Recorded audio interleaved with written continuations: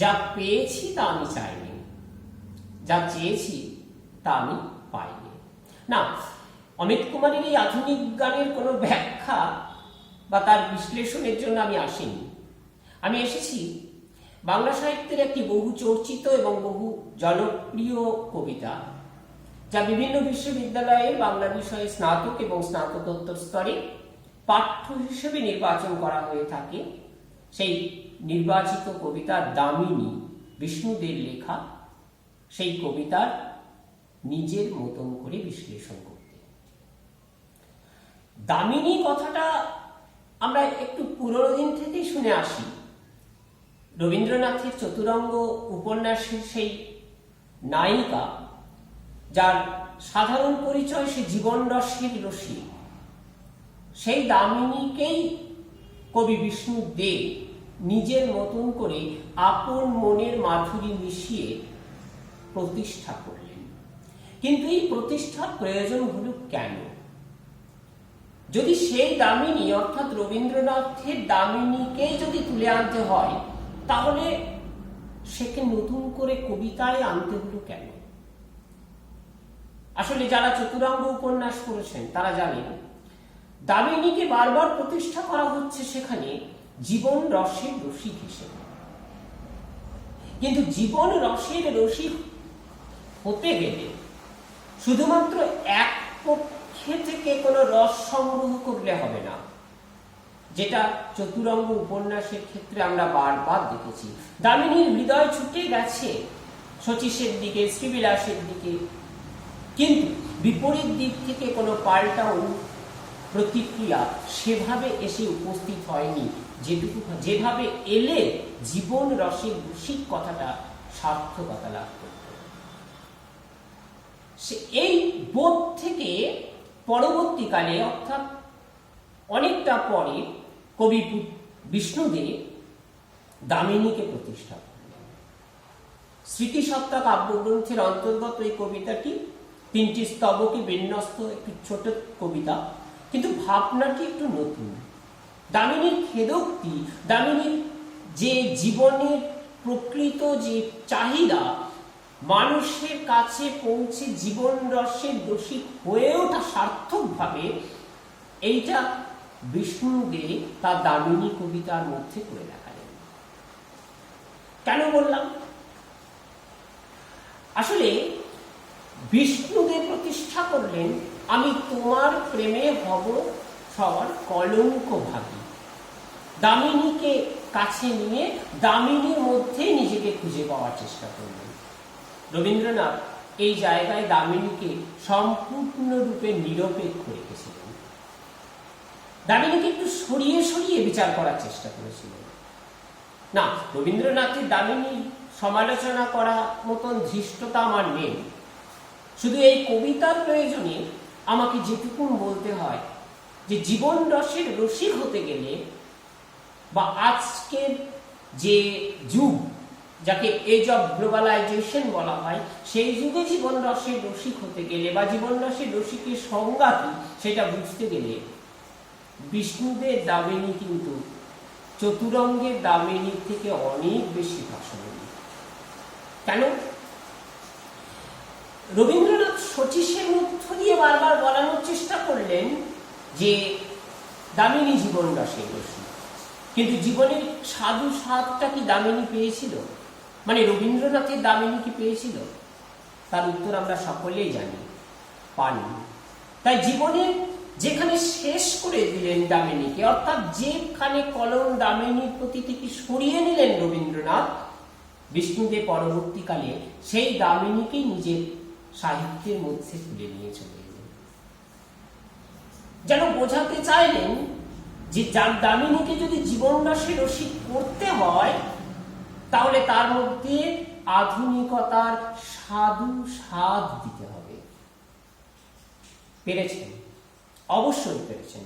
যারা দামিনী কবিতাটিকে ভালোভাবে পড়েছেন বা পড়ছেন বা আগামী দিনে পড়বেন, তারা ভালো করে ফলো করবেন বা লক্ষ্য করবেন যে এই কবিতার মধ্যে কিছু এমন শব্দকে ব্যবহার করা হচ্ছে যেখানে ওই অপূর্ণ দামিনী অর্থাৎ চতুরঙ্গের ওই জীবন রসের রসিক দামিনীকে আরো বেশি পরিপূর্ণতার স্বাদ দেওয়া হচ্ছে, গড়ে তোলা হচ্ছে যেন একজন প্রকৃত আধুনিক নায়িকা রূপে।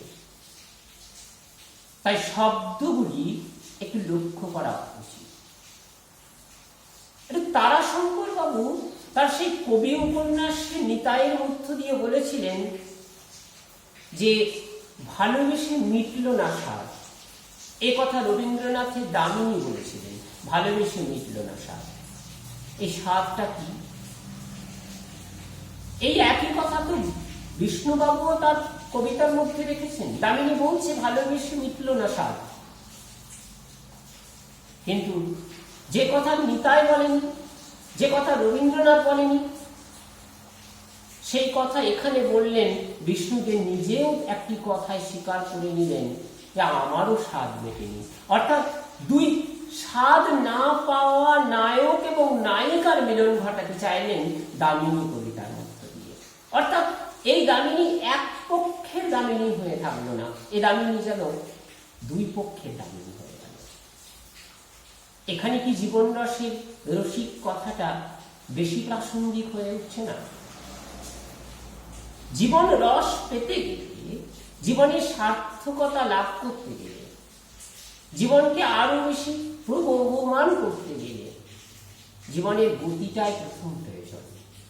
যে গতি হারা করে রেখেছিল রবীন্দ্রনাথ তার চতুরঙ্গ উপন্যাসের দামিনীকে, সেই দামিনীকে কবি বিষ্ণুদেব তার পথ দিলেন মুক্ত করে, যেন বোঝাতে চাইলেন যে আমি তোমার প্রেমে হব সবার কলঙ্ক ভাবি।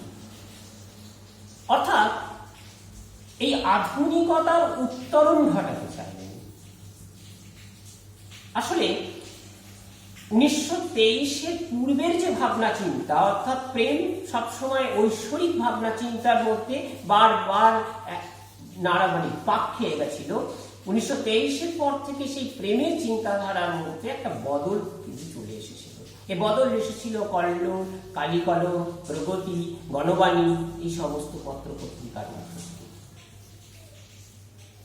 এই কল্লোল পর্বে এসে ঢুকিয়ে দিলেন এবং আরো পরবর্তীকালে বিষ্ণুদেব ওই দামিনীকে তার মধ্য দিয়ে প্রতিষ্ঠা করলেন নতুন ভাবে আধুনিক সংস্কৃতির বাতাবরণে।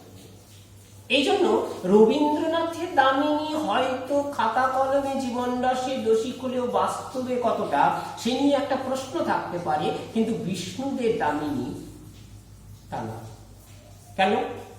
কারণ বিষ্ণুদেব দামিনীর মধ্যে একদিকে রয়েছে ঐশ্বরিক ভাবনা চিন্তা, মনের ভাবনা চিন্তা, অনুভূতির একটি সুগভীর স্তর, কিন্তু তার সঙ্গে রয়েছে একটা কামনা, বাসনা, একটা শরীরী চাহিদার একটা শব্দ। কেন? কারণ কবিতার শেষ শব্দে কবি কিন্তু ব্যবহার করে দিয়েছেন যে শরীর কথাটিকে। অর্থাৎ মনে রাখতে হবে চতুরঙ্গের দামিনী কিন্তু বিধবা, একজন নারী, যুবতী নারী বিধবা। তাহলে বিধবা যুবতী নারীর যে সাধু স্বাদের প্রয়োজন আছে, সেই স্বাদটি কিন্তু পরিপূর্ণ করতে চাইলেন বিষ্ণু। শব্দগুলো খুব মজার। তাকে পেতে চাইছে বিষ্ণুদেব কোথায়? মাঘী পূর্ণিমায়। তাকে পেতে চাইছে কোজাগরী পূর্ণিমায়। তাকে পেতে চাইছে বৈশাখী পূর্ণিমায়। অর্থাৎ যে সময়গুলোতে সাধারণত মন কোথাও তার আপেক্ষিকতা ছাড়িয়ে শুধুমাত্র মনোজগতে বিচরণ করে না, মন এবং প্রাণ তার সঙ্গে কামনা ঐক্যবদ্ধ হয়ে দামিনীর মধ্যে এই অপরিপূর্ণতা থেকে পরিপূর্ণতাকে খুঁজে বের করতে চাইলেন। ফলে রবীন্দ্রনাথের দামিনী আধুনিকা রমণীয় হয়ে যতটা না উঠতে পারেনি, বিষ্ণুদেব দামিনী জীবন রসের রসিক হয়ে উঠতে পেরেছে। একজন বৈদগ্ধ্য দশায় অবস্থায় একজন যুবতী মেয়ের যে স্বাদ থাকে, সেই স্বাদের পরিতৃপ্তি ঘটালেন বিষ্ণু। স্মৃতি সত্তা ভবিষ্যৎ। বিষ্ণুদেব এই কবিতাটাকে রাখলেন স্মৃতি সত্তা ভবিষ্যতের মধ্যে। আসলে স্মৃতিতে অর্থাৎ কবির স্মৃতিতে যে ধরনের যে শৈলীর নারী চেতনা লুকিয়েছিল তাকে সত্তার মধ্যে মিশিয়ে নিয়ে, অর্থাৎ ওই রবীন্দ্রনাথের দামিনীকে নিজের মতন করে ভালোবেসে তাকে জীবন প্রকৃত অর্থে জীবন রসে রসিক করে নিজের মধ্যে প্রবেশ করিয়ে ভবিষ্যতের দিকে পাড়ি দিলেন। ফলে স্মৃতি সত্তা ভবিষ্যৎ এটাই যেন দামিনী হয়ে উঠল। এইভাবে এই দামিনী কবিতাটি অর্থাৎ রবীন্দ্রনাথের ওই চতুরঙ্গের দামিনী যেখানে থেমে গিয়েছিল, জীবন রসের আস্বাদ পেতে পেতে সে এমন একটি জায়গার মধ্যে চলে গিয়েছিল, সেইখান থেকে তাকে টেনে তুলে ধরলেন কবি বিষ্ণু। সেই আধুনিক হিন্দি গান জিন্দেগি কি তলাশ মে, এই জিন্দেগি কি তলাশ মে খুঁজতে খুঁজতে যেখানে মौत কি সামনে পৌঁছে গিয়েছিল, এখানে এই মौत কি সামনে আর দামিনীকে পৌঁছাতে দেয়নি। দামিনীকে পৌঁছে দিল জীবনের সামনে। জিন্দেগির তালাশ করতে করতে বিষ্ণুদেব দামিনী জীবন রসে রসিক হয়ে উঠল। তাকে একদিকে দিল ঐশ্বরিক প্রেমের মহাস্বাদ, একদিকে দিল আধুনিক পর্বের মহাস্বাদ। তাই বিষ্ণুদেব দামিনী এই অর্থে রবীন্দ্রনাথ থেকে গৃহীত হলেও, রবীন্দ্রনাথ থেকে তার ভাষা, তার শব্দ, তার বিভিন্ন রকম ভাবনা চিন্তাকে সংগ্রহ করা হলেও সম্পূর্ণ একজন মৌলিক দামিনী, যে দামিনী প্রকৃত অর্থে জীবন রসের রসিক। আমি পরবর্তী আলোচনায় এরকম আরো কিছু কবিতার বিশ্লেষণের কথা ভেবে রেখেছি, সময়ের পর সময় আমি সেটা দিয়ে দেব। আপাতত ধন্যবাদ।